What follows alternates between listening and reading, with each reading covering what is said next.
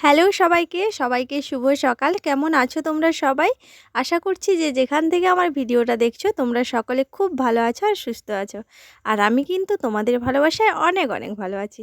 মেদিনীপুর জেলার ছোট্ট একটি গ্রাম থেকে আমি মৌসুমি, আমার মৌসুমি ব্লগ চ্যানেলে তোমাদের সবাইকে অনেক অনেক স্বাগত আর অনেক অনেক ভালোবাসা জানিয়ে আজকে এখন থেকে একটি নতুন ভিডিও শুরু করলাম। ঘুম থেকে উঠে চোখ ডলতে ডলতে সোজা কিন্তু একদম রান্নাঘরে চলে আসলাম। মেয়ের খাওয়ারটা রেডি করব। আর কোনো কাজে হাত দেয়নি, যা ঘুম থেকে উঠেছি বেডরুম থেকেই সোজা একদম কিচেন। ওখানে এসে মেয়ের জন্য একটুখানি ম্যাগি তৈরি করে দিচ্ছি। যদিও এখন ওর স্কুল হচ্ছে না, কিন্তু ওই যে প্রোগ্রাম রয়েছে ওদের, প্রত্যেক দিন হচ্ছে রিহার্সেল হচ্ছে, ওই কারণেই ও যাচ্ছে।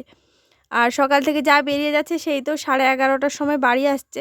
সকালবেলাটা কিছুতেই খেতে চায় না, এক আধ দিন জোর করে খাইয়ে দিই, বেশিরভাগ দিন না খেয়েই চলে যায়। এই জন্য এখন একটুখানি ডিম আর হচ্ছে একটু গাজর কুচিয়ে ম্যাগিটা রান্না করে দিয়েছি, যাতে করে পরিমাণটা একটু বেড়ে যায়। কারণ এত ছোট ছোট ম্যাগি প্যাকেটগুলো, মানে কি বলবো, আমার চোখেই জ্বলে যাচ্ছে মেয়েটা কি করে পেট ভর্তি করে খাবে। ওই কারণে হচ্ছে একটু গাজর আর একটুখানি হচ্ছে ডিম দিয়ে ম্যাগিটা রান্না করে দিয়েছি। ম্যাগিটা রান্না করে দেওয়ার পর এখন সোজা একদম দেখো ওর ব্যাগে করে টিফিনের কৌটোটা ভরে দিলাম। আর কাল থেকে তো মা বাবা কেউই বাড়িতে নেই, তোমরা তো জানো, বলেছিলাম। আর তাই সকালবেলা দেখো মানে বাপ বেটিতে রেডি হয়ে পড়েছে। তোমাদের দাদা যাচ্ছে দোকান আর মেয়ে যাচ্ছে স্কুল। মানে ওরা বাপ বেটিতে বেরিয়ে গেলে তারপরে হচ্ছে আমি সংসারের কাজে হাত দিতে পারবো। যতক্ষণ পর্যন্ত না এরা দুজনে বেরিয়ে যাচ্ছে না, আমি কোনো কাজে হাত দিতে পারছি না। একবার মানে মেয়ের বায়না পূরণ করছি আর একবার মেয়ের বাবার বায়না পূরণ করছি। বেরিয়ে গেল, এবার আমাকে একে একে সব কাজ সারতে হবে। কিছু কাজ হয়নি, শুধু ঘুম থেকে উঠে বাসনটা পুকুর জলে ভিজিয়েছি আর মেয়ের হচ্ছে খাওয়াটা তৈরি করছি, নাহলে আর কোনো কাজ হয়নি। ঘর পরিষ্কার হয়নি, এই যে দেখো বাসি বিছানা পড়ে আছে, বিছানা তুলিনি, তারপরে ঘর লিপা হয়নি, কোনো কাজ হয়নি। একে একে এখন সব কাজ করতে হবে। চলো কাজগুলো আগে সেরে নিই। ওরা বেরিয়ে গেল, ওরা বেরিয়ে যাওয়ার পর এবার কিন্তু কোমর বেঁধে কাজে লেগে পড়লাম। বাড়িতে কেউ না থাকলেও কি হবে, কাজ কিন্তু একটুও কমে যায়নি, কাজের পরিমাণটা বরঞ্চ বেড়েছে আর দায়িত্বটা একটু বেশি আমার ঘাড়ে পড়েছে। শাশুড়ি মা থাকলে হয়তো সকালের বাসি কাজগুলো ভাগাভাগি করে করে নিতাম, বা কোনো কোনো দিন শাশুড়ি মা নিজেই করে দেয়। যা ঠান্ডা পড়েছে আমি তো এমনিতেই একটু লেট করে ঘুম থেকে উঠি ওই কারণে। আর যেহেতু বাড়িতে নেই, মানে দেরি হলেও সমস্তটা আমাকে করতে হবে, এইরকম একটা ব্যাপার। এখনো পর্যন্ত কিন্তু ঘরের কোনো কাজে আমি হাত দেইনি। আগে বাইরের কাজগুলো একে একে গুছিয়ে নিয়ে আসছি, তারপরে একদম এসে ঘরের কাজ করব। ঘরের কাজ বলতে এখনও বাসি বিছানা পড়ে রয়েছে, তারপরে ঘরটা পরিষ্কার করা হয়নি। আর কালকে তো রাত্রিবেলা পুরো ঘুম থেকে উঠেছি, মানে বিকেলবেলা যে শুয়েছিলাম একদম দেরি হয়ে গেছে ঘুম থেকে উঠতে, যার কারণে জামা কাপড়গুলো সব জমা হয়ে আছে, ওগুলো ভাঁজ করে ঘরের মধ্যে গুছিয়ে রাখতে হবে। তো আপাতত এখন ঘরটা লিপা হয়ে গেছে। এবার হচ্ছে যাব পুকুর ঘাটে, বাসনগুলো যে সকালবেলা ফেলে এসেছি সেগুলো এখন ধুতে হবে। যদিও কালকে রাত্রে রান্না বান্না করিনি, তাও কিন্তু অনেক কটা বাসন জমা হয়ে গেছে। আর সকালবেলা এমন একটা ভুল কাজ করে ফেলেছি আমি, তার জন্য আমাকে আরও মানে বেশি কাজ করতে হচ্ছে, আমার খাটনিটা একটু বেশি হয়ে গেছে। কালকে তো পূর্ণিমা ছিল, রবিবার, তো কালকে নিরামিষ হয়েছে। আর আজকে যে সোমবার, ওটা আমার মাথাতেই নেই। আমি ভেবেছি কি বলো তো, কালকে নিরামিষ হয়েছে মানে কালকে সোমবার চলে গেছে আর আজকে মঙ্গলবার, তো এটা তো মনেই নেই। মেয়েকে সকালবেলা ডিম ভেজে হচ্ছে ম্যাগি করে দিয়েছি, তারপরে ও বেরিয়ে যাওয়ার পর মনে পড়েছে যে যা সোমবারে আমি ওকে ডিম ভেজে দিয়ে দিয়েছি। এই জন্য আর কি ডবল করে আবার সব কাজকর্মগুলো করতে হলো, ডবল করে গ্যাস মুছতে হলো, তারপর রান্নাঘরটা পরিষ্কার করতে হলো। আর তারপরে বাসন কোসন যেগুলো নোংরা হয়েছিল, যেগুলোতে ডিম টিম ফাটিয়ে রেখেছিলাম, সেগুলো ধুতে হলো। না হলে কালকে তো রাত্রে রান্না বান্না হয়নি, খুব অল্প কটা বাসন বেরিয়েছে, কিন্তু আমার ভুলের জন্য এতগুলো বাসন বেরিয়েছে। আর আজকে কিন্তু আমার কাজবাজ শেষ করতে অনেকটা দেরি হয়ে গেছে, কারণ সবার মোটামুটি কাজকর্ম শেষ হয়ে গেছে আর সবাই দেখো এখন ঘুরতে বেরিয়েছে। আর আমি পুকুর ঘাটে বাসন মাজতে মাজতে বড় মাদের সঙ্গে কথা বলছি। আসলে শাশুড়ি মা তো বাড়িতে নেই, সবাই শাশুড়ি মায়ের কথা জিজ্ঞেস করছে যে আসেনি কেন, কবে আসবে, এইসব জিজ্ঞেস করছিল। আর আমি বাসন মাজছিলাম আর ওদের সঙ্গে কথা বলছিলাম।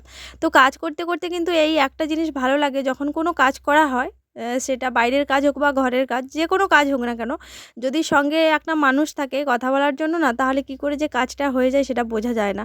তো এখনও যে বাসন মাজছিলাম, এই যে বড় মাদের সঙ্গে কথা বলছিলাম, বেশ আরামসে কিন্তু বাসনগুলো মেজে নিচ্ছিলাম।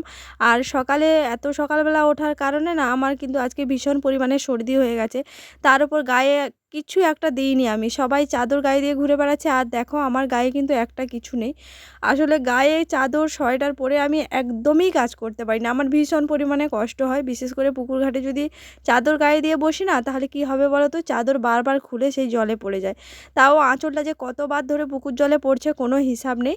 তো বাসন কটা মাজা হয়ে গেছে, এখন ধুয়ে নিয়ে ঘরে যাচ্ছি। আর ঘরে এসে সবার প্রথমে দেখো এখন বিছানাটা তুলে দিচ্ছি।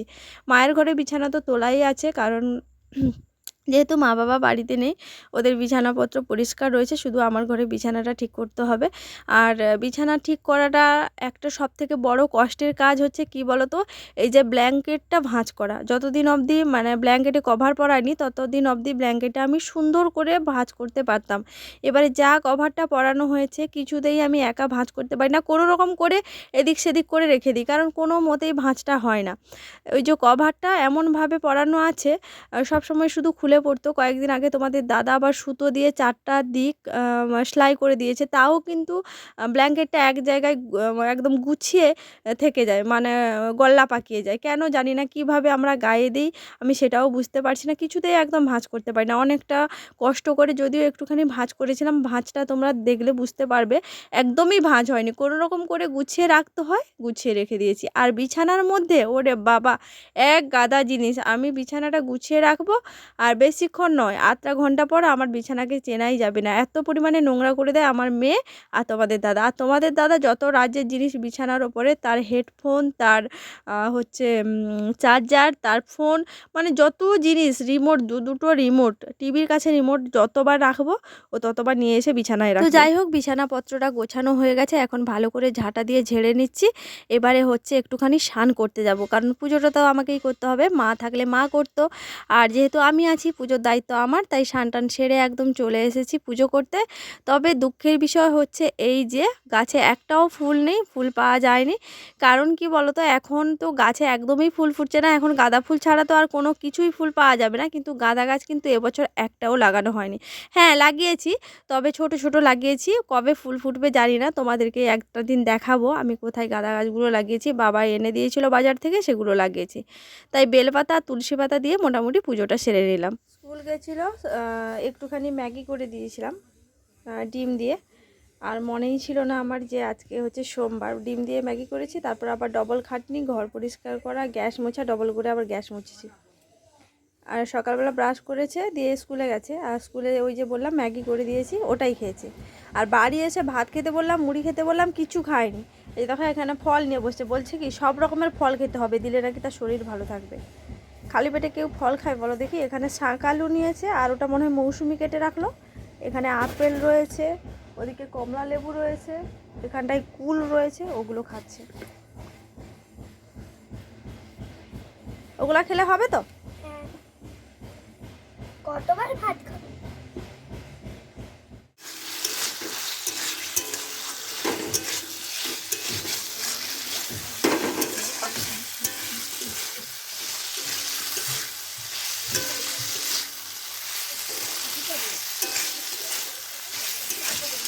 ওদিকের সমস্ত কাজকর্মর পাট গুছিয়ে নিয়ে একদম রান্নাঘরে চলে এসেছি। আর এখন একটুখানি আলু পটল দিয়ে তরকারি করছি, নিরামিষ রান্না।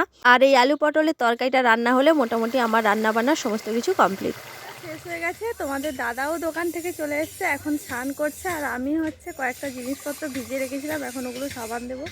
ওই যে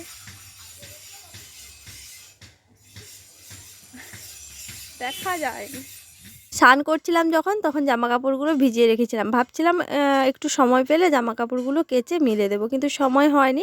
তোমাদের দাদা দোকান থেকে আসার পর জামা কাপড়গুলো কেচে দিয়েছি, আর ও এখন দেখো ধুয়ে হচ্ছে মিলে দিয়েছে। তারপরে এই যে আমরা এখন খেতে বসে গেছি। আর আজকে রান্না করেছি দেখো পটল আলুর তরকারি, আর আজকে অন্যরকমভাবে রান্নাটা করেছি। আর ওদিকে হয়েছে ওলকপি আর আমের কি যেন বলে ওটাকে, আমচুর, আমচুর দিয়ে টক করেছি। যেহেতু নিরামিষ না, টকটা দিয়ে ভাতটা কিন্তু বেশ ভালোই খাওয়া হবে। এই কারণে ভাবছিলাম একটুখানি আলু সেদ্ধ করব, কিন্তু তোমাদের দাদা যেহেতু খায় না, তাই ব্যাপারটাকে ইগনোর করলাম। তো যাই হোক, চলো ভিডিওটা তাহলে এখানেই শেষ করছি। সবাই ভালো থাকবে, সুস্থ থাকবে, দেখা হবে খুব শীঘ্রই পরে একটা ব্লগে। সবাইকে টাটা।